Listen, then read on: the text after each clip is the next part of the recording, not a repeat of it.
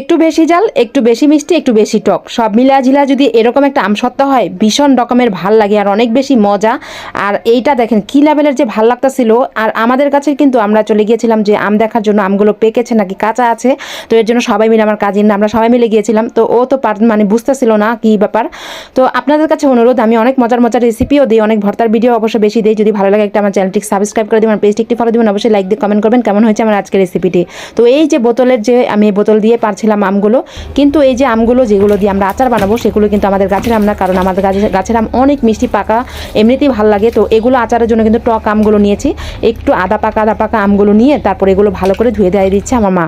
তো এদিকে আমার মা কিন্তু আমাকে অনেক হেল্প করছে। আপনাদের কাছে অনুরোধ, যদি ভালো লাগে আপনাদের কাছে অনুরোধ, অনেক কষ্ট করে ভিডিও বানাই, আমার চ্যানেলটি সাবস্ক্রাইব করে দিবেন। তো এই তো এখন আমগুলো ভালো করে খোসা ছাড়িয়ে নিচ্ছে এক একে করে। তো এই দিক দিয়ে কিন্তু অনেক হেল্প করছিল, টুকটাক দুজনে মিলেই কিন্তু মা মেয়ে মিলে কাজ করেছিলাম।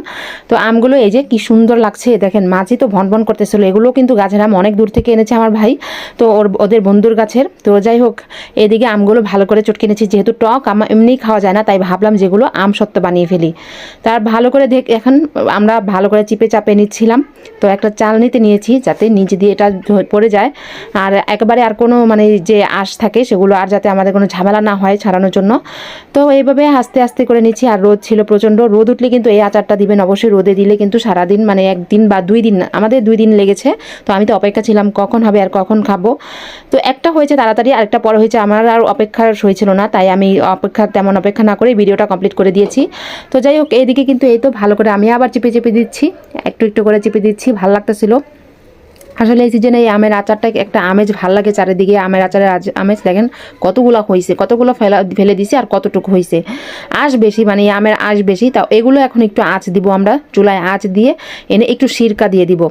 এটা সিরকা দিলে কি মানে কোনো নষ্ট হয় না, বা একটা সাদা সাদা কেমন হয়ে যায় না, মানে সেটা হয় না। তো ছটটাক পড়ে না। আর অনেকে আছে যে এই ভিডিওগুলো দেখায় না, যে এগুলো দেয়, আমি দেখালাম, সত্যিটা দেখিয়ে দিলাম। এটা দিলে কিন্তু অনেকদিন ভালো থাকে, আবার রোদে দিলে শুকানোর সময়ও কোনো ছটটাক আক্রমণ হয় না। তো যাই হোক, এখন চিনি দিয়ে দিচ্ছি, চিনি দিয়ে এখন চুলায় এটা আঁচ দিব, সিরকা আর চিনিটা দিয়ে আঁচ দিব। আর একটু পরিমাণ মতো লবণ দিয়ে দিব, চিনিটাও পরিমাণ মতো দিয়ে দিচ্ছি।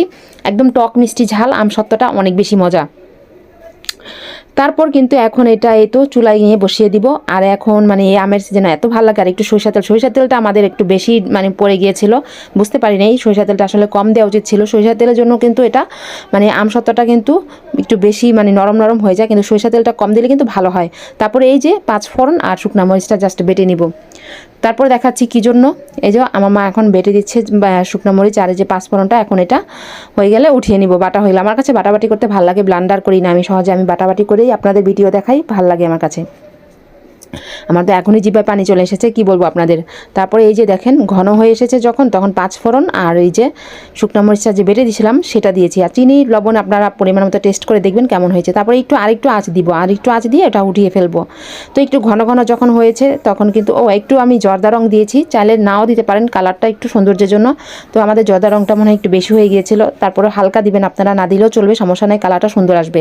তারপর সরিষা তেল দিয়ে মধ্যে এই যে মেখে রেখেছিলাম সেটার মধ্যে ঢেলে এখন আমরা ছাদে চলে যাব। রোদ উঠেছে তাই ভাবলাম যে এই আচারটা দিয়ে ফেলি, খাওয়া হয়ে যায়। আচারগুলো এত বেশি ভালো লাগে, টক মিষ্টি জাল আমরা অনেক বেশি পছন্দ করি, সবাই অনেক বেশি মজা করে খাই। আর এমন সিজনে কিন্তু ভালোই লাগে।